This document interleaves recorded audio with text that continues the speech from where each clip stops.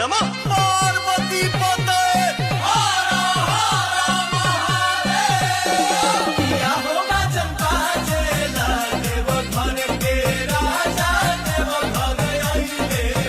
बाबा भूत भावन रहले जोगवा जगैले हो, सुन के बिनतिया पल में परगट हो गईले हो।